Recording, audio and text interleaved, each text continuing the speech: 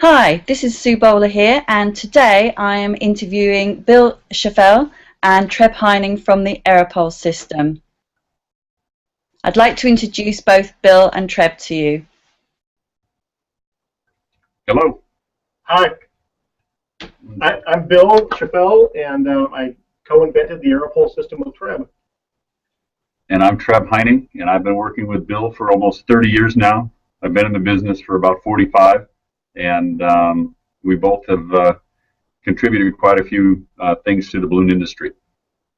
I would like to ask you a few questions this afternoon, and I think probably the best one to start with really is to ask you, how did the AeroPole system come about? How did you come up with the invention? Well, I was working on another project for an event where we were using all fabric, and we needed a support system for the fabric. I was working on it in the shop back here, developing it because it was new to me also. And Treb came in and asked me about it, and he took it from there. He, was wondering if we could use it for the balloon industry. Yeah, it was at a time when helium prices, a couple of years ago, when helium prices were spiking. And I know there were a lot of people I know in the industry that were looking for other ways to get around using helium. And when I saw the material, I said, Bill, what is this? And I said, this could definitely be applied to the balloon industry. We share the same warehouse together. We work together in that way. And so that's how the initial idea started. And we just put one foot in front of the other to develop it into kits and so forth, and make it so that it was a tool that could be used for both balloon arches and balloon columns. But the idea was that we wanted the balloon decorators to be able to do anything in their arsenal without the use of helium that they normally could with having to use helium. So that was the original intent. So I've seen you've got lots of different design ideas on your website. So maybe you'd like to just share some of the things that you've been making using the AeroPole system with us, and all the best applications for it. Well, I mean, part of when we decided we were going to move forward with this was coming up with a product that was flexible, that people could use in many different ways. And one of those was using the 5-foot-long sections of poles, and the base plate was really important to this also. Having multiple places you could attach the mounting pin and the base plate, and being able to put more than one pin on a base plate so you could have multiple columns or arches coming off of one base plate. We felt that the more flexible the system was, the balloon industry would take that and explode with ideas, and it's shown to be true. Yeah, and when we first started using it, what we liked about it was the fact that it performed, we started with columns and arches, but it performed outside very much the way a balloon arch would, in terms of moving back and forth with the wind. And it was funny when we first got it on the market, because I believe there are a lot of new balloon artists in the industry. I think that we're thinking that when they set this up outside, that it was going to be very rigid and just stay there, like, without moving. And they were saying, well, it moves back and forth. And I was kind of perplexed by that, because I was like, well, yes, I mean, that was a good thing, so we like that part of it. But doing straight up and down columns, doing archways with it, we're even working on an effect where you can tie the AeroPoles down in a series and release them one at a time, so that they open up almost like a reveal for a stage or something like that, because that's something that we like, the fact that the pole doesn't have a memory. In other words, when you do this with other elements like a regular arch, whatever, it might sag a little bit, but when we release the pole, it stands up straight each time. So we're working on special effect ideas too that we hope to share soon. That's really exciting to hear that, because I think a lot of times when there's a new product launched, I think people just see it as for a single application, but you're already proving in such a short space of time that there are so many things that can be done with this system, and I'm sure that you will see lots of the competent designers out there doing some really incredible stuff that you probably wouldn't have even thought about. Oh, we certainly hope so. And that's already proven itself. I mean, I told Bill from the very beginning, I said, get this on the market into the hands of some of these creative people around the world, and we're going to see stuff that's going to blow our minds, and it already has, and it's very rewarding to see that. So I haven't seen anything like this before, but there must have been other systems out there. How would you say it compares to other systems that are available? Well, I mean, just the research we did, there are some other arch systems out in the market, but they don't come even close to being able to do an arch on the scale of what you can do with AeroPole. They're really designed for indoor use only, and really, for doing over a banquet table or something, very, very small scale. We get a lot of phone calls from the balloon industry asking how small of an arch you can do with AeroPole, and they're always disappointed when we can't go small enough. We were filling a niche where people needed to be able to do large arches without helium, and that's what we're doing. And we're also, you're looking at a guy here that always did big. I believe that doing large is what balloons are all about. Our balloon cost itself is very small, so my thing has always been to do very large things with balloons. So we were hoping that the people would utilize all 7 poles in the kit, as well as going on to even more poles. So, but researching it, obviously there's PVC on the market.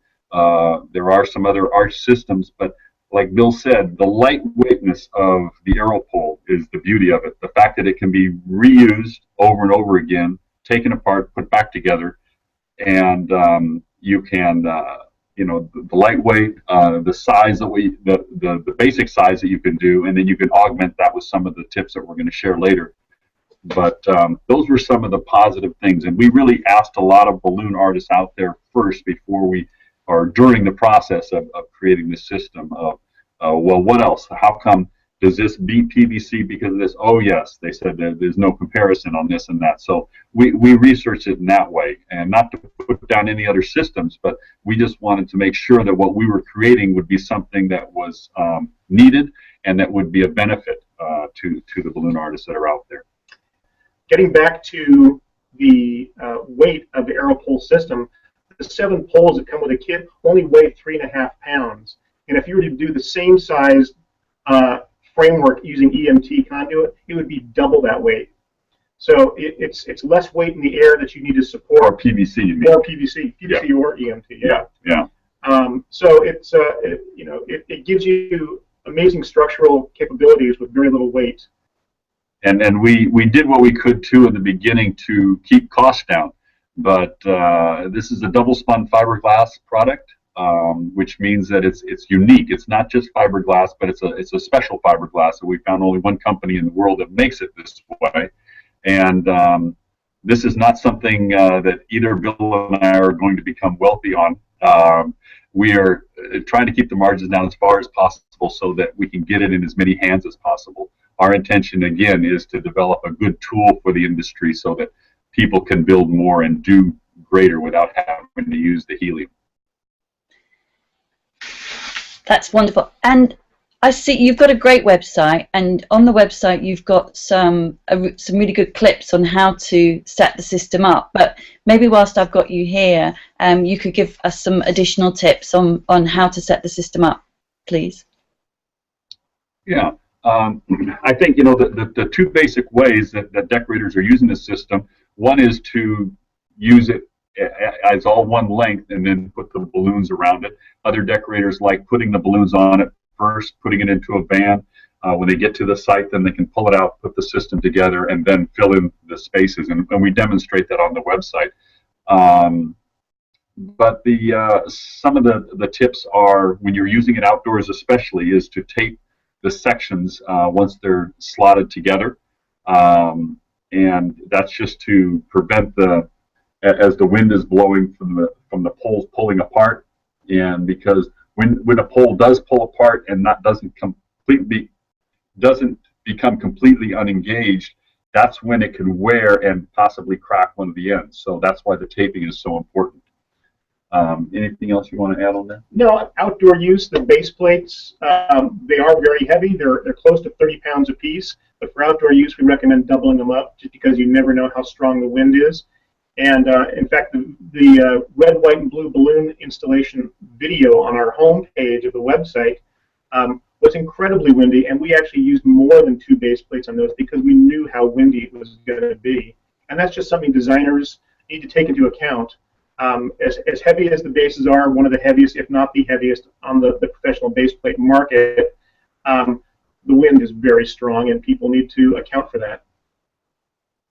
Yeah, wind is always is an unknown, and when you're doing outdoor work, which I did a lot of over the years, you have to become prepared when you're going to a job site. Even with our base plates or double base plates, whatever, if there's any question in your mind, it's always a good thing to put some extra sandbags or some other forms of weight, just in case. Because we also found that, take downtown Los Angeles, for example, it can be what seems to be not a very windy day at all, but because of where you're setting up, the way the buildings are aligned or something, a wind tunnel can be coming through, and that area that you're working in can be very windy. So it's very hard for us to give a scenario for every single situation. So we are encouraging the balloon artists out there to be prepared and know that we're designing a system that is very good and flexible. That's the beauty of the system, but the weights on the bottom are important to put extra weight so you don't have the arch falling over.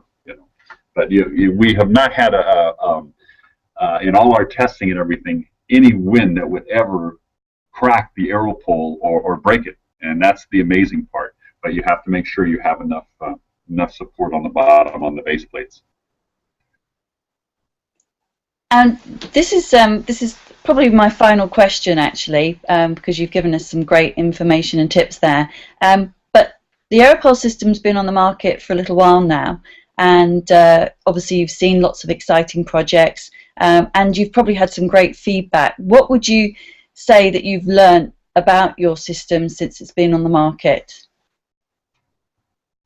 Well, that's you're right. It's been almost 2 years now on the market, and we have learned a lot of things, and we've updated the website because of that. One of the things that we learned is that when you're making an arch, a lot of times it's a little bit slanted like this at the bottom. So when you're going to remove the poles after a job, or even when you're putting them on for a job, you have to make sure that you're pulling on the arch and putting the base or the pole down straight on the pin. Otherwise, there's a chance that you can crack that bottom pole that goes along the pin. Same way when you remove it. Pull the arch over and then lift up carefully so that you're not pulling and cracking that that starter pole, whatever, at the bottom. So we've learned some things about that to educate the people. It's a catch-22 because the system is so rigid and strong, but yet you do have to be careful with it, and you have to respect the fact that you invested the money in this system, and that when you're with a job site, if they tell you to come back at 6 o'clock to pick up your materials, you might want to come back at even 4 or 5 to make sure that the party guests or anybody around the area doesn't hurt your system. That covers it. What else that we've learned?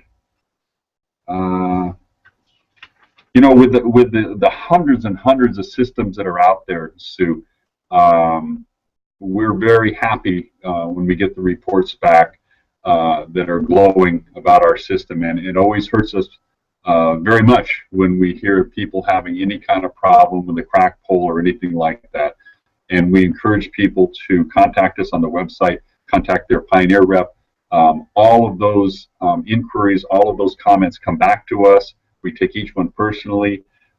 We spend time on the phones daily here in our California office talking to decorators locally here. We don't want people to think that we're just putting a system out there and we don't care. I am a longtime decorator, and I want people to be happy with the system, and I want it to work for them because we very much believe in it. So everything that they can share with us is very, very helpful. So we appreciate that. No, that's absolutely fantastic. I personally think it's a really wonderful system, and I've really enjoyed talking to you today because I think that we've really covered some great points here, and just actually meeting both of you as well, I think is great. And so I'm looking forward to hopefully having some more conversations with you in the future. But I'd just like to thank you both for your time today. Thank you very much, Bill. Thank you very much, Treb. You're welcome. And I look forward to seeing you.